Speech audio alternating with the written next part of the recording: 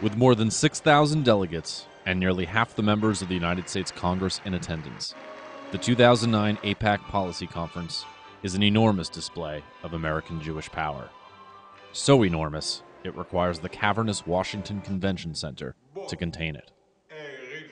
This year, nearly all the organizational leaders, politicians, and government officials had one thing on their minds. Iran. Nuclear-armed Iran. A nuclear-armed Iran. A nuclear-armed Iran. Nuclear weapons. Nuclear weapons. A nuclear bomb. Military nuclear capability. Nuclear capability. Grave danger. A moment of danger. How big a danger? Irreparable harm. Existential threat. The Holocaust. The Holocaust. The Holocaust. The Holocaust. Hitler's work. It was Hitler. The gas chamber. Cattle cars. Shivering naked victims. Gassed.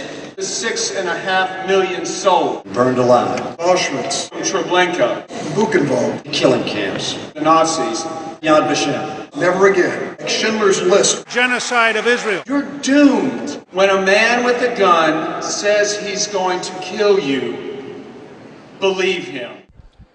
The theme of this year's conference was Relationships Matter, and the hall was festooned with billboards picturing Israeli and American leaders embracing or sharing a laugh. But the real display of friendship comes on Monday evening, during the conference's emotional high point.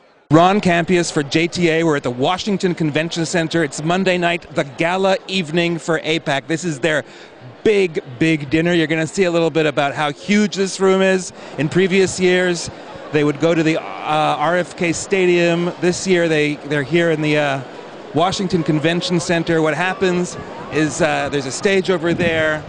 Howard Core, AIPAC's executive director, gets up there with members of the board, members of the executive like David Victor, the president. They start calling out the names of senators and congressmen here. It's like a blood sport. They call them out one after another. It's very exciting. We reporters are sitting in the desk. We're counting. We stop counting after they get to over halves, because that way we can write over half of the House was present here, over half of the Senate, and they always are present. It's very, very impressive.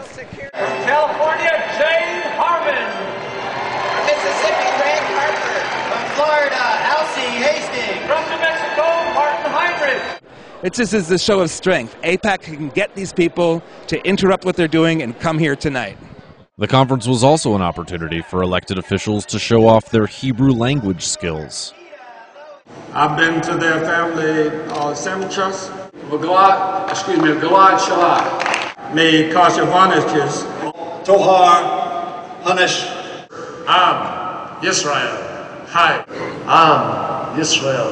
Hi. Am Yisrael. Hi. But the real business of Policy Conference happens on Tuesday, when thousands of AIPAC delegates fan out on Capitol Hill to lobby their congressional representatives. Tuesday at Policy Conference is the day the rubber meets the road. Tomorrow, Tuesday, we will ask our lawmakers to take action in 3 ways. 1, to prevent a nuclear Iran. 2, to help the President pursue Mideast peace by reinforcing basic principles that have undergirded successful American diplomacy.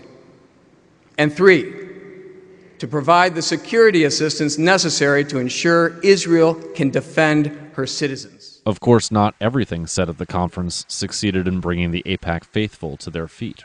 You're not going to like my saying this, but not build more settlements, dismantle existing outposts, and allow the Palestinians freedom of movement based on their first actions, access to economic opportunity, and increase security responsibility. This is a show-me deal. Nothing will do more to show Israel's commitment to making peace than freezing new settlement activity. They undercut President Abbas and strengthen Hamas. But the mark of a good relationship is coming together even after some tough words. Reporting from Washington for JTA.org, this is Ben Harris.